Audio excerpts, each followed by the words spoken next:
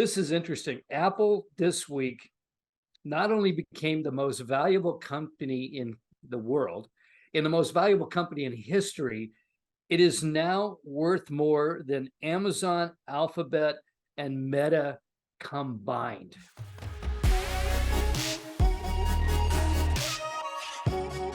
Hi, everyone, and welcome to the Friday, November 4th installment of the Silicon Insider, the only uncensored look at life and business in the Valley. My name is Mike Malone, and I'm here with special contributor Scott Budman, technology reporter for NBC Bay Area. Our producer is Jordan Henderson. Our East Coast correspondent is Bob Grove, and our host, as always, is the San Jose Business Journal, the Silicon Valley Business Journal. Let's get it right. Scott, we're recording in the evening, so I'm a little bit more awake. You're probably a little more tired. You've been covering stories all day. What was the big story today? Well, so as you may know, the Twitter drama continues, and according to a couple of news sources now, first Bloomberg that broke the story that according to some internal documents, this has not been confirmed, Twitter any day now is set to cut as much as 50% of its staff. And that is what one of the things Elon Musk is apparently going to do to try to trim costs and make up for some of the, as he admits, overbuying of Twitter. But really, the layoffs would be concerning. This is a company of about 7,500 people. They're talking about as many as 3,700 layoffs, if indeed these rumors are true. We do not know yet, but this would be Bloomberg, right, to see if they were willing to confirm the story. I'm sorry. You checked with Bloomberg, didn't you, to confirm the story? Did they do? Bloomberg believes they have internal documents that show that is what the plan is. Twitter itself is not confirming this, but that's what the sources are saying to Bloomberg, at least, that they believe it could be as much as 50%. Remember, Musk had been reported to have said as much as 75% of the staff would be cut. Then he denied that when he showed up at Twitter on that first day. And now, the reports are that we may see 50%. By the time it's over, who knows? It will likely be a large number, and it will put a lot of people out on the street during a time when we're starting to see companies either freeze or just flat out lay people off. Yeah, I got excoriated by I'm not sure if he wasn't a Twitter employee, but he was a contractor doing design work. And he thought I was way too flippant about this possibility of Elon going in there with a sharp sword. But I have to admit, a lot of people out there like me saw that video, that TikTok video by that employee on her day at work. And it sure didn't look like there was a lot for her. She seems superfluous to the actual money making of Twitter. And if that's rampant across there, will we even notice when 50% is gone? I mean, it's going to be devastating for that part of San Francisco. But can Twitter lose 50% of its people and still operate the same way? I don't know. I mean, there is not much of a precedent for companies that have high valuations that recently traded near their highs in the public market. In other words, big time functioning companies like Twitter to lose 50% of their staff. That's something that usually a startup does when it runs out of money. It just folds, and puts out all those layoffs. When a company is doing at all well, the layoffs are sort of like what we saw at Stripe, 14%. I think it was 13% at Lyft. These are companies that, they grew too fast. They're not, connecting their bottom line with what they need to pay out. But a 50% cut is just gigantic, especially at a company that was recently valued, obviously, at $44 billion and is such an important company for so many people. There are security concerns. Will there be enough people to monitor the site? I just don't know where you cut 50% of any company and have it function going forward. We think of a devastating layoff as 10%. Right. And frankly, companies don't like to talk about it, but they usually lay off about 10% of their people a year for underperformance. So, I mean, during bad times, 10, 15%. That's shocking. That's, hundreds and hundreds of people. To lay off 3,500 people or more at one time, and it's half the company almost everything in this story has been unprecedented. So, in keeping with the fact pattern, He's probably going to do it. Well, I mean, he has said, and we've seen the financials, that Twitter was not a company that should have been valued at $44 billion, especially in the recent, sell-off of internet stocks and specifically social networking stocks. Also, Musk bought it with a lot of debt. And so Twitter has to pay interest on the debt. It has to overcome the debt. And then on top of all of that, try to turn a profit. And that's difficult for a company that really hasn't been all that profitable for any of its tenure as a public company. It's had growth as more people come to the site, but it hasn't monetized the users via advertising in a way that Instagram or Facebook or YouTube or TikTok has. And it's interesting because usually what happens is the owner might say, let's try to lure some of the salespeople away from TikTok and Facebook and say, hey, we'll give you a bunch of stock. Our stock price is lower than yours. We can monetize this on the back end.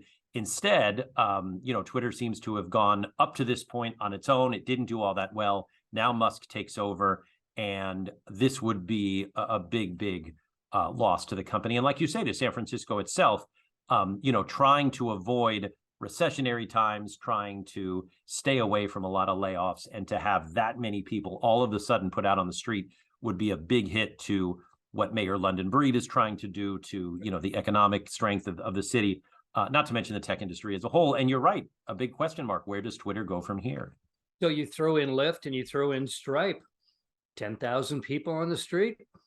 I mean, each one laid off about 1,000, of Lyft and Stripe. But look, we've had Robinhood had some layoffs. Netflix had some layoffs. We've seen layoffs at Snapchat and Oracle. We've seen these. Coinbase announced some layoffs.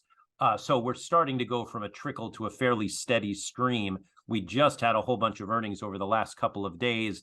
Some companies did all right, but a lot of companies, even if they reported well and met their numbers, said the future looks cloudy. And that's why investors sell stock, because they don't like future uncertainty. And companies can't really offer anything else right now. Most notably Amazon. Right. Amazon. Their numbers aren't bad. This week they announced no real hiring for months. I mean, that word was months in there, which is kind of a scary thing. I mean, I think everybody out there is starting to see nuclear winter coming, and they're backing up real fast. They're tightening down. They're closing the hatches, trying to weather this thing without too much damage. Now, you talked about Elon monetizing $8 a month for a blue check, open to everybody, not just the rich and famous who don't want to have phony accounts out there. Well, but that's the thing. I don't think the blue check that Elon Musk is talking about is the blue check that we see now. The blue check we see now is not a money changing hands thing. It's a validation thing. So if you see a tweet from, I don't know, Rihanna or from Oracle or from, a journalist, it's the actual source. If it's open to everyone for $8, maybe you'll get some benefits, but how do you know that you're actually seeing a tweet from the reliable source? I don't know that you'll know that unless there's some other way. I don't know why they're choosing to call this blue checks when we've already had that, because they're two different things. And I got in a fight with AOC over it today and yesterday. Right. And AOC is a perfect example. Alexandria Ocasio-Cortez, someone who tweets a lot, very effectively.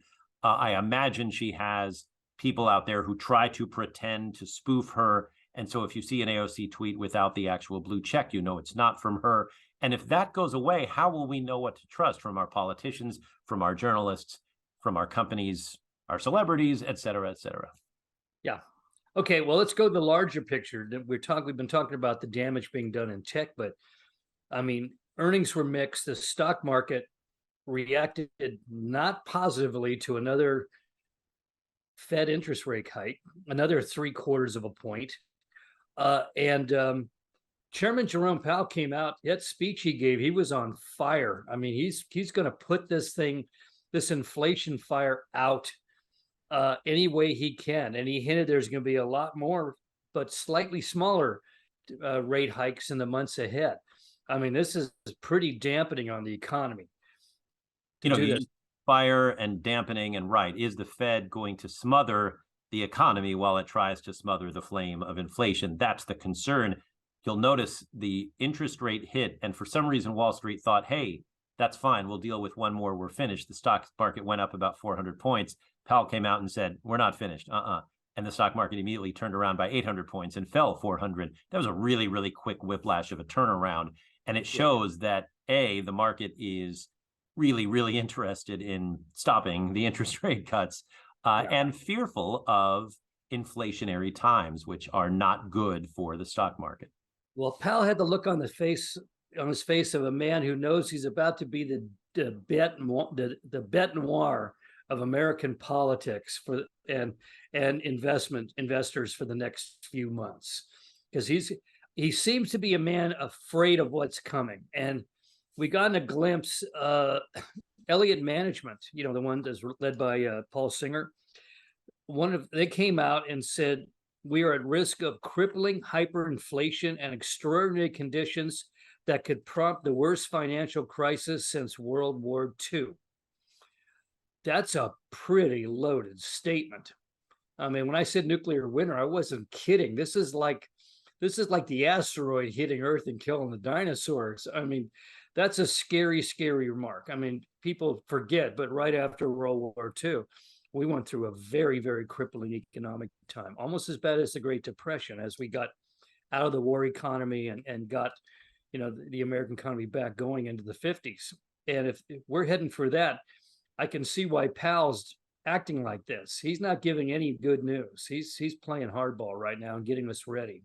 Well, he's worried because spending has not slowed. People are still spending money. I think they saved a lot. Many of us saved a lot during the pandemic. And now going to restaurants, traveling, going to movies, you see restaurants packed. Every plane is packed. People are spending money. They're buying cars. And I think that scares the Fed, because if you have inflation and people willing to spend money, and then on the horizon, you have layoffs, you have a lot of reckoning coming on those credit card bills. And, if that happens, if that combination happens, you're right, it's going to be really tough, and people are going to be under piles of debt while they don't have the income to pay it off for some time. You're not going to borrow on your house to do it. Right. And so I think the goal here is to try to slow prices and slow consumer spending before consumers get ahead of themselves, because it is clear on the corporate side, we're seeing shrinking and we're seeing layoffs.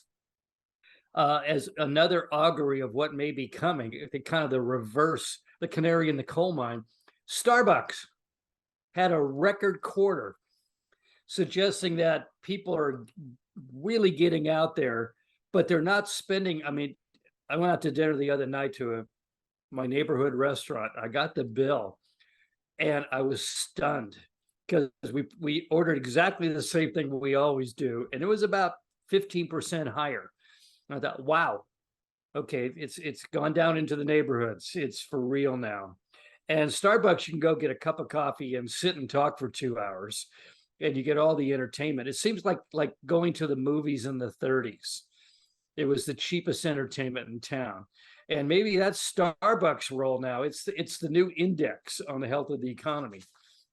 Yeah, it might be. Although, again, I think people are still spending. I mean, look, drive through downtown Mountain View, Cupertino, a lot of shishi restaurants here in Silicon Valley. They're packed every night, and people are still willing to spend money. As far as Starbucks, I think there's a little bit of that. Hey, are you still willing to spend $6.50 on a cup of coffee? But also, you're right. It's something that we think of still as kind of a luxury, yet a very inexpensive luxury compared to a meal out on the town, or even a movie for, you and your spouse or some friends or whatever, and certainly a sporting event. Starbucks is nice. You go, you can sit, you can talk, you can, read the paper, whatever, you can work. A lot of people are working out of there. It's a company that really, really is well positioned and has been forever. Look at the stock chart on Starbucks. It's just amazing. They've been very consistently pleasing the public, and the public has never really gotten over it. They just love Starbucks.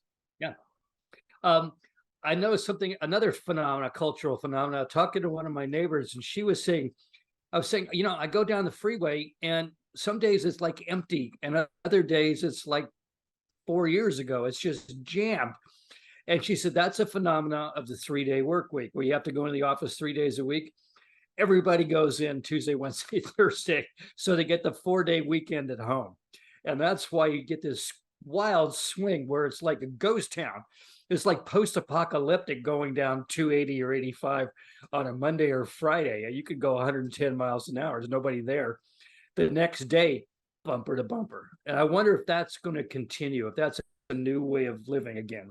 I don't know. I mean, we'll see if CEOs and especially companies like Apple and Salesforce that built these giant campuses, spending so much CapEx to do so, if they're going to be satisfied with 2 and 3 days a week, or if they want that 2 to turn to 3, to turn to 4, to turn to 5.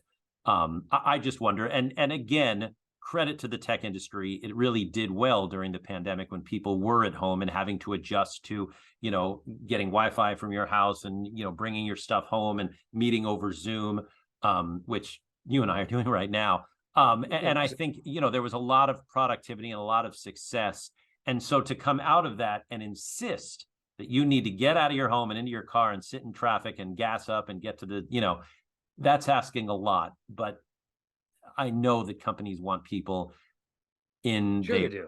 Headquarters. Yeah. And But so, but do people want to go to the companies? I know. And I think that's where the push and pull is going to be, these workers. But look, if we are heading into times where companies are cutting back and cutting staff, the day of the worker being able to say, I want to be at home with my cat in my lap, that day is You don't have a lot of leverage right now. Right. That's for sure. Right. So for every Lyft layoff or Coinbase layoff or Snapchat layoff or Twitter layoff, somebody sitting at home with a cat in their lap is thinking, I'm going to have to get back to work soon if I want to keep my job. Yeah, I think that's absolutely true. A trade group just indicated that inflation, big surprise, is going to dampen holiday spending. As a retail group. And they said basically a year ago, consumers shopped early and spent more to secure gifts as stores struggled to keep shelves stocked amid shipping delays. Now, this year, major retailers are swimming in extra inventory as consumers spend less on items like clothing and electronics. So if you do have cash, this is a good time to buy because there's going to be sales starting probably before Christmas, just to clear out all that end of the year inventory. And so we're living in a very different time right now. Right, I agree. And I hope there is enough inventory. I know there were a lot of consumers that were really frustrated last year around the holiday time. I think this holiday time, as you said, will give us an indication of how these interest rate cuts are or are not working. Are people still going to spend like crazy to, and traditionally on the holidays, we overspend. We go into a little bit of debt, and are people going to be willing to do that? A, if they're concerned about high prices, and B, if they're concerned about their job and therefore their ability to pay off those high prices. I'm going to watch this holiday season really closely. I think a lot of economists will too. Start lighting candles for a killer product to get introduced somewhere. I don't know where it's going to be, but if anything's going to get us out of this doldrums, this Sargasso Sea of economics, it's going to be a killer product that we all want to buy. And it's happened in the past. I've mentioned this before, but I don't see anything on the horizon right now to save us. No, and I'm going to push back a bit on that and say I don't think we're going to get a killer product in a while, for a while, because companies are cutting. They're going to cut their R&D. They're going to cut their, X companies. They're going to cut all these moonshot things because they need to stay afloat. And so in those times, we get startups that eventually create the next big thing, but we don't usually get the next big thing right now. We're sort of hunkering down and companies are just trying to stay afloat and make payroll. Well, smart companies don't cut their R&D. They cut everything else but R&D. That's true. That's true. We'll see. That's a good test too. Which ones are going to come out better off than they did before.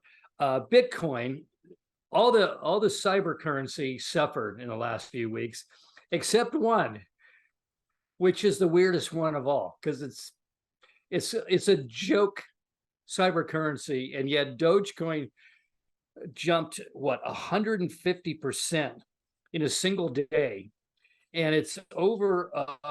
It's at a crazy number now. It's at they figure it may grow by 10 times by the end of next year, and it's currently trading at what, 15 cents? 12 cents. I'm still not impressed. I'm not impressed. It's a cartoon creation. I mean, it's so interesting how the effect of memes in our society is such that things that don't exist about things that don't exist in a market that doesn't exist is actually one of the more successful entities in our economy right now. Yeah, I think you broke several grammatical laws there, Michael. Look, Dogecoin is something that, okay, the last time we talked was 8 cents. I just looked it up now. It's 12 cents. Wow. I'm still not sold. This is not impressive. What is really impressive $100,000 worth of it, you just made $50,000 if you invested all that money, which, oh, Lord help you, I wouldn't suggest you do that in Dogecoin. But if you want to talk cryptocurrency, talk about Bitcoin. Bitcoin has been right around $20,000 a coin for months now. Yes. It's been boring. And for me to call any investment at all successful, I want to use the term boring once in a while. I want to know that while Netflix is dropping 40% of its value and Facebook is dropping 70% of its value and Peloton is dropping 90% of its value, that I'm invested in something boring.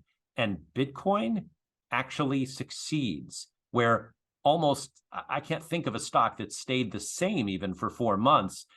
Seems like real equity now, not a scam. Right. I mean, we've known Bitcoin would be around because people are always talking about how maybe it would be a currency. I'm still not sold on the crypto as an investment. But look, I have to take my hat off to Bitcoin. For the last half of the year, it's been boring. And it's been, I can't believe I'm saying this, but safe money compared to almost any tech stock out there. Except for one, Apple. And we're going to, let's, I want to end on Apple because this is interesting. Apple this week not only became the most valuable company in the world, in the most valuable company in history, it is now worth more than Amazon, Alphabet, and Meta combined at right. $2.3 trillion. The good ship Apple just keeps cruising along, steaming away while the economy's just being destroyed around it and hurricanes and cyclones are hitting. It's just cruising along, doing wonderfully. People have not given up on iPhones like they have not given up on their Starbucks. There are some things in society that give you both satisfaction and status, let's be honest here. And they do so at prices that, you know, even a few years ago, coffee costs what? Cell phones cost what? But people are willing to pay. And I wouldn't be surprised if Apple has a slower couple of quarters simply because people are fearful about their paychecks. But the fact is, they have updated their iPhones very consistently. And that is something that it's, I don't know, you know, there are certain things that you would call discretionary income. And then there's the money you save aside to keep up with the latest iPhone. It's just kind of automatic these days. Yeah. And, you know, electronics wears out. I mean, if you're going to, when your iPhone starts breaking down, or even more so your laptop, like the one I'm on an Apple right now, when it starts to wear out, you have to go buy a new one. I mean, and you're not going to go to a different platform. You're going back to Apple. They have you now for the rest of your life. Right. And it's a brilliant business model. And now with Apple beginning to back away from China in a big way, a lot of that business is going to come back here, which actually may be an employment generator in a good way at a very good time. Well, and right, so far Apple, which did hire a lot recently, it's been a big employment generator here in the US, and they haven't had layoffs. And, you know, they've said they're going to, I believe Tim Cook's way of saying it was hire very selectively now. They're slowing that down too, which I understand. It's a tech company. But yeah, Apple has been chugging away. That's a good way of putting it.